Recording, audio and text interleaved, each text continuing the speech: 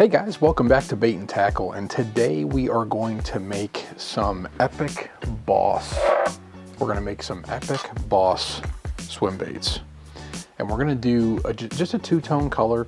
It's going to be, the bottom half is going to be like a monkey milk with no flake. We're not going to do any flake in these. And the upper half is going to be like a gray. We're going to put a little bit of a color shift in it, just like almost like the monkey milk, like a pearlized color shift, but not really a color shift, more like a pearlish type thing. But it's like a gray, maybe a spot of green pumpkin, a little bit of brown. We're just going to work on playing with some like a natural shad type color. That's what we're going to try out today. So we're going to go ahead and make up 2 of these. I've got a customer that wants some, and let's see how we make out. Well, the first thing we need to do is get some plastic stirred up. So I'm going to get you guys this kind of interesting angle here. We're going to stir up some bait plastic, medium hard plastic. This is 262. That's what I mainly use. I'm going to eventually switch back over to dead-on plastic. The bait plastic yellows a lot on me, and I'm not really too thrilled about it when I heat it up. So I'm going to be switching back over to dead-on plastic. It does not seem to yellow as much. I prefer it. But if you have a preference in plastic that you like, just stick with what you like. If you like it because it is the right durometer, the right thickness, hardness for you, then use what you like. Myself, I just think that the dead-on, it's better for me and what I do. So, but we're just going to stir this up real quick. And you don't want to hit it too fast, even though I am hitting it pretty quick, because it will introduce a lot of air into the plastic. But I need it to be stirred in real well. Otherwise the durometer won't be right. And I think in this video we're also going to make a little, over here in this other bucket of plastic, this is like a medium blend. I put a little color example on top of that bucket and thickness so that I can touch it and see how hard it was. So here's the ladle. We're going to fill up our cups here. These are pretty hefty swim baits, even though we're only making 2, but I will reuse the colors anyway. And again, one's going to be monkey milk, so we're going to do like a 1.5 cups, and no flake. Like I said, it's just going to be natural colors, no flake, just plastisol with maybe a little bit of some pearlized in the top color, but it's going to be like a very light natural gray, kind of gray minnow type color. Alright, so we got our plastic. Cover that back up. Get back over here and start heating stuff up. Okay, so we got first, we're going to heat up some plastic, get this heated up, and as always, you need to heat the plastic up to at least 350 to achieve temperature. And then what we'll do is take it out of the microwave and we'll throw it into the degassing chamber. Well, actually, we'll add the colorant first, because when we add the colorant first, it will add more moisture and air into the plastic. So we want to make sure we get it all out. This is monkey milk from Bait Plastics. The label's kind of worn off, so you can't really see it, but it is monkey milk. That's what it's called. See how much separation there is there? So we're going to go ahead and stir this up, shake this up really good. So there's going to be quite a bit of air probably in this, just because of how much I'm going to be shaking it. I actually got some plastic. This color's like coming out of the end of the thing, so I'm going to just keep a little towel over top of the end of it while I shake it. But anyway, so we're going to get these things going, and then we'll come back when we got at least one color ready. Okay, so we got our first color out, ready to go. I am going to add the monkey milk, and I'm just going to give it one more shake. And we're pretty hefty on this. I'm just going to put a squirt in there. We want it to be definitely a visible color here, or well, it's going to be translucent, but it's going to be visible as far as the iridescent part. So I think that's probably good. Monkey milk. Maybe a couple, just a little bit more. There we go. So we're gonna kill that there. Just added a little bit more. I think that's good. Now we're gonna get this in the degassing chamber.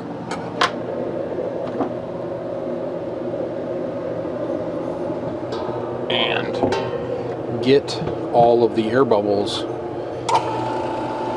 out. This will take a little bit of time, and also the air bubbles will come up to the top and they'll probably try to overflow out of the cup, so I need to control that. So once this is done and ready, we'll get ready to pour the first layer. So we're heating up our first color one more time in the microwave. It's already been degassed, and the only thing I'm doing right now, and I don't think this is going to work the way I want it to, because typically I do that, although if we balance them it might be okay. Let's see what happens here. But just to keep these two together, the problem is I don't think they're flat. There we go. Okay. So, get your molds clamped together, not super tight, but pretty good. Okay. And I've got space here. I'm going to put it in the middle. That's where I want the heat to be applied. So they're ready to go. I'm heating this last color up, or this first color up, one more time so we can start pouring. I'm also going to turn my hot plate on to the warm setting, just to get the molds up and running. Get them up and warmed up a little bit, so then that way they're ready to go. Okay, so I've got to heat this up some more because it's gelled up a lot on me when we were degassing it. Okay, so let's get this heated up a little bit more.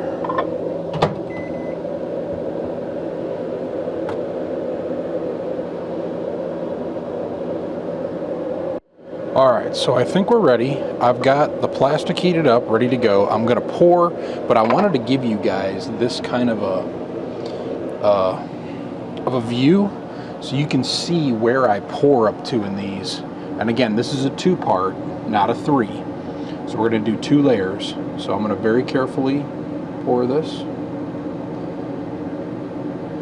On this one, I'm going to come right up to the top of the hook slot. Okay? Because that top layer is by itself. So we're just going to come right up to the top of the hook slot. Perfect. We're going to do another one, same way. Exactly the same way. I love this monkey milk color. The color shift on it. That like blue kind of, just like a, you know, when the sunlight hits it kind of color. Very unique. So same thing here. We are going to bring it right up to the top of the hook slot.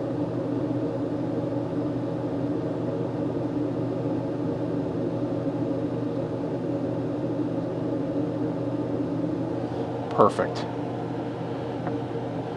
And now we're going to wait for our other plastic to be done, which I think it just got heated up all the way in the microwave, so that we can do our second color. But these are going to have to, this plastic's going to have to set up a little bit before we can do something like that. Alright, so we have our plastic heated up to, I'm going to try to just back you up a little bit here. I've got this plastic heated up to 350. For color, what we're going to do is we're going to use some silver non-bleed MF. And I already shook the heck out of this, but we're going to do a couple drops. 1, 2, 3, 4, 5. Then we're going to mix that in. That should give us the gray or silver that we need. Okay. And we actually do want gray more than we want silver, but I think that silver's giving me the pearl effect that I wanted, so I'm going to go ahead and up that to 10. I think that was 10, if not it was 11, real close. Anyway, but that silver will be perfect in there. So now what I'm going to do is, instead of doing what I was originally going to do with some color shift, hyper shift, I'm going to add a little bit of white and a little bit of black. So here's 4 drops of white, and here's 4 drops of black. Let's see what we get here. The idea here is to be a gray color. The black might overpower, so we might have to tone this down just a little bit. Okay, it already went, well, it's actually pretty translucent still. So I think that might, but being thick as it is, I'm just going to add a little bit more white to it to tone it down. Maybe another 5 drops. Okay, just to tone that down a little bit.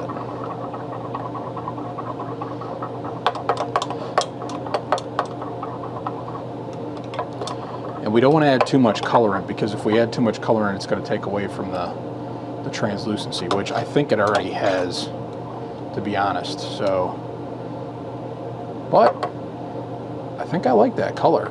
I think that's good. Now, the one thing I kind of noticed in that color was that it had just a touch of brown. I think I'm going to put 1 drop of brown, maybe 2, just to see what that does. Probably not much. No, I won't do much. And then I wanted to do 2 drops of green pumpkin, which this green pumpkin looks an awful lot like just a green. So I'm just going to throw that in there too, just to get some natural effect to it. I don't think it did much, but I think we're going to go with this color. I think this is going to look good. This is going to be a very natural shiner type color, or minnow type color. I think this will look pretty decent. It may not be as translucent. If it's not, then I might be just redoing these, but I think this will be pretty good. Most of my colorants are from Dead On, but I do have quite a few of the little bottles of MF that I use pretty religiously. So let's go ahead and get this warmed back up. And actually, I think I'm going to go ahead and pour this into this color checker, because I want to see what it's going to look like next to each other and everything. It might be a little darker than what I wanted. Okay guys, I think we're ready. We have the second color ready. It's a little bit darker than what I wanted. It's not as translucent, but I think this will look really, really good. So we're going to go ahead and pour it. So I'm going to get you in a position here. Let's zoom in so you can see where I'm pouring it. I'm just going to fill up the cavities. Hopefully you guys can see that okay. I can turn the camera just a little bit. There we go. Okay. I've got you zoomed in the best I can. So we're going to go ahead and fill from the head. Let that run right back to the tail. And we want this body filled up pretty good. So we may have to come back a little bit, but I want to make sure that tail gets filled in real good too. So we're just going to take it slow. Make sure that tail comes all the way up to the top, but we don't want to overfill it either. So that's probably good right there. Okay, they're going to do the same thing for the second one. Start towards the head. We're going to fill it in, let it fill in all the nooks and crannies. Hopefully it got the anal fin good. Okay. Body cavities poured for the most part. We're just going to work our way back to the tail, make sure the tail gets filled in all the way.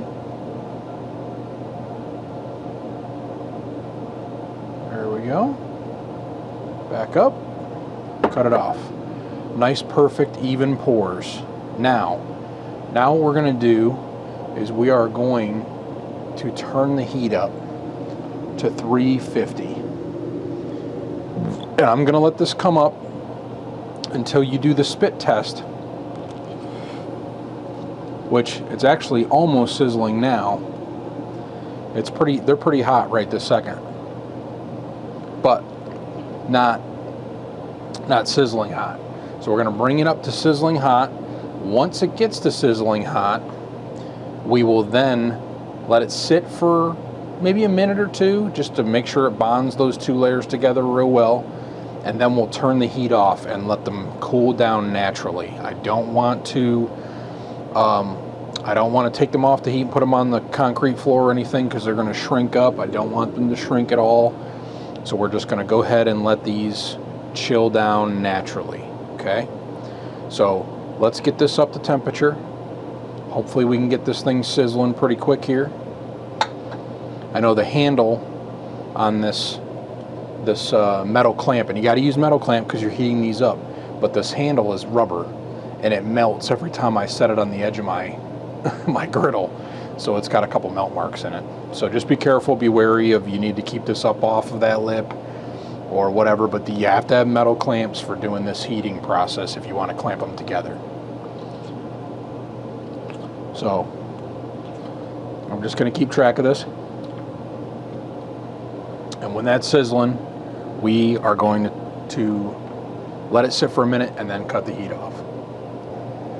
So here we are, undoing demolding. These are still slightly warm because if I have to reheat them to get rid of cold cracks, I want to be able to do that. I don't remember which one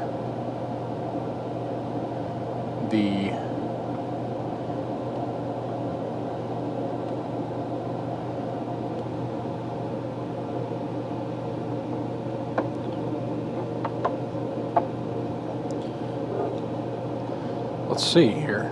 It looks pretty good.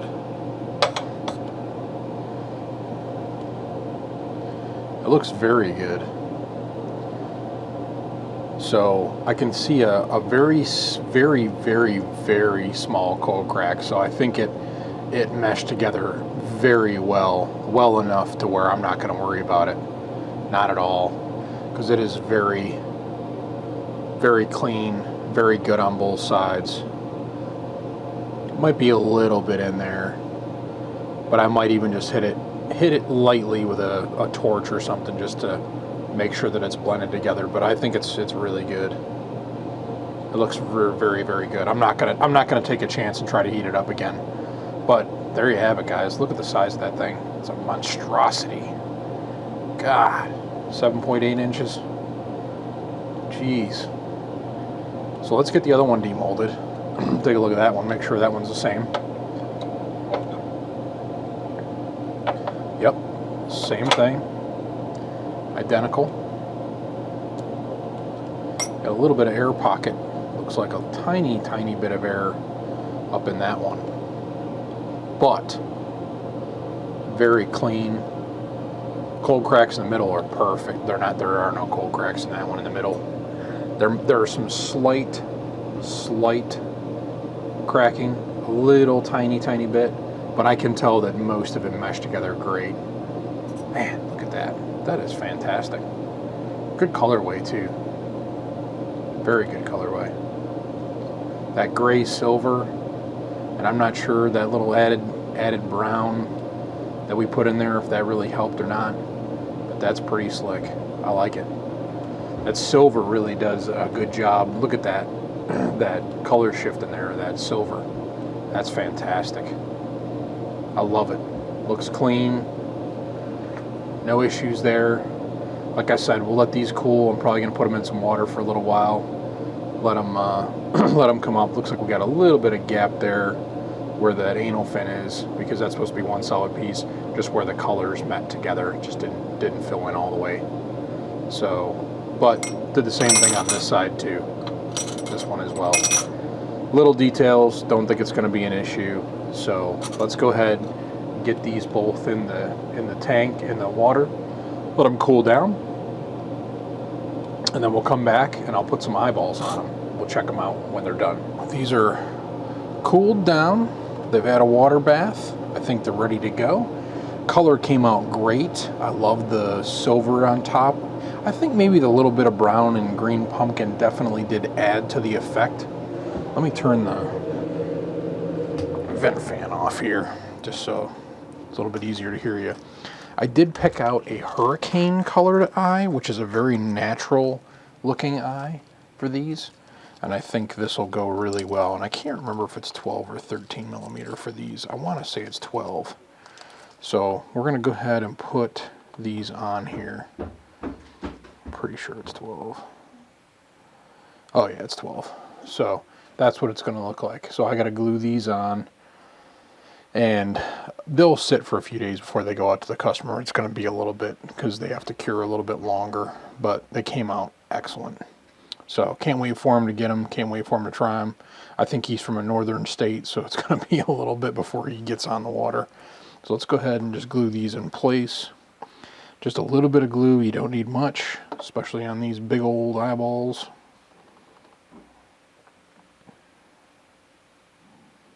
Okay, just glue it in the center of the cavity. Flip her over. Got a couple little tiny pieces of plastic on these.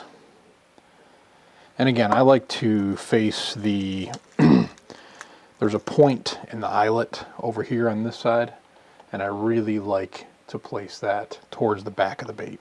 That's just how I like to put my eyeballs on. Some people do it differently. Some people do put them forward. It doesn't really matter, but that's what you end up looking like. Fantastic eye. Very natural, clean eye. So there's one. We'll go ahead and glue this other one up real quick. So I think we learned a few things today, especially with doing these as a 2 or 3 poured laminate. You definitely need the heat. And what I think I nailed it down to was, I nailed it down to warming up the mold first before you pour the first layer. Once you pour the first layer, then crank it up a little bit higher to 200. Let that temperature come up a little. While that's going, you're obviously heating up your second plastic and whatnot. Go ahead and put your second plastic layer down after that. And once you pour that layer completely, that last layer, what I did was I cranked it up to 350. And again, this is on a ceramic griddle. It may be a little different depending on the type of griddle you have. But I put mine at 350. And as soon as I put it to 350, I put a timer on my phone for 5 minutes and let it run that 5 minutes. And it made it flawless. So that's what you're going to want to try to do as far as heat bonding goes. Anyway, I think we're good. That's going to wrap up today's video, but I thought I'd share that with you guys, making some Epic Boss baits. And I mean, these things are gigantic, and you got to use a size 12-aught beast hook is what fits these baits. They are gigantic. And the way I like to rig them as well, I have tried these before, is if you get the 12-aught beast hook and it's got a weight on it, you screw it into the nose, put that up through the belly. But before you put it up through the belly, I found if I put a good size treble hook off the back, I really couldn't tell you the size. But if you loop it through the big hook, put it on there and put some kind of a stopper on that big hook and then fish it up through, then that way you'll have a big hook up here for a bigger, bigger bite if it takes the whole thing. And you've also got 2 trebles, so if you bury one down here and then you've got 2 hanging out the back, you'll have a treble down the bottom. So if they try to grab just the back half, you'll get them on that too. So there's a lot of different ways you can try to rig this up, but it's a really, really cool bait. Okay guys, so that's going to wrap it up for today's video. Thank you so much for watching. We did some Epic Boss baits, great bait, huge bait, musky, big bass.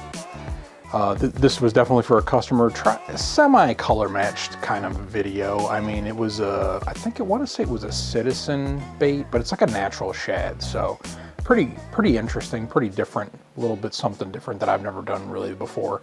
And it's just a 2-layer, not a 3-layer laminate. Anyway, I just wanted to let you guys know that I am affiliated with Barlow's Tackle now, and if you want to go over there and help the channel out, I'll put a link in the description down below that you can click on, and it will take you over, and whatever you buy at Barlow's, I'll get a little bit of a kickback from it, so it'll help support the channel. And I need some help so that I can get more products and show you guys more things, different colors, different any different types of hooks or weights that come out. I want to kind of share that with you guys as well. I do have one that I already have here that I'm going to put in a future video at some point. Something a little bit interesting that I've never used before that I thought was very, very fascinating. It's a very cool little something you can rig up that would be a little bit different. So again, affiliated with Barlow's, go drop that down. Or if you go to Barlow's and just put in B8N Tackle, all one word, if you put that in the coupon code, that also gives me the kickback. So thank you guys so much again for watching. Please like, comment, share, and subscribe. And remember, keep on baiting.